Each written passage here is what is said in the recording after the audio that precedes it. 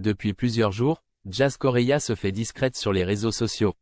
Et cela alerte ses abonnés.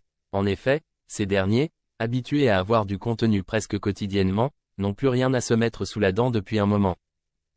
L'influenceuse qui s'est fait connaître avec le programme Qui veut épouser mon fils, puis Les Anges et la Villa des cœurs brisés, a donc souhaité prendre la parole pour donner une explication à sa longue et récurrente absence, sur ses réseaux sociaux. Encore une fois, je vais vous décevoir, je ne vais pas pouvoir prendre la parole ce soir. Depuis mon retour de Paris, elle a participé à la soirée de retour de Magali Berda au théâtre Mogador, NDLR. Je n'ai pratiquement rien posté.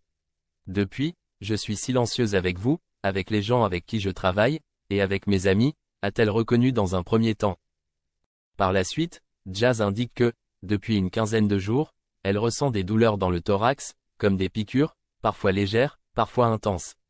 À son retour à Dubaï, la compagne de Laurent Billionnaire a ressenti une douleur si intense qu'elle en a vomi. Après 1 heure de torture, la douleur s'est arrêtée, confie-t-elle avant de révéler que cette douleur revenait 2 heures plus tard.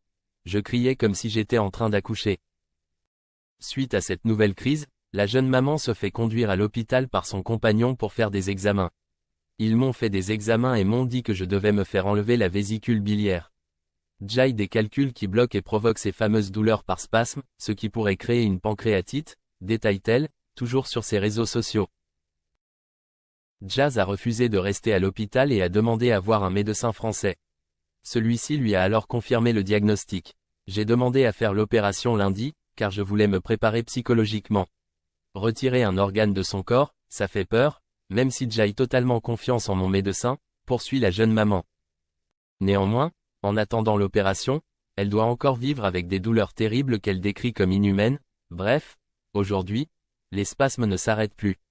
C'est une douleur continue. Mon médecin m'a dit, ça suffit, on règle ça tout de suite. Donc, je serai à l'hôpital à partir de cette nuit. Au moins, plus de malentendus ou de rumeurs stupides.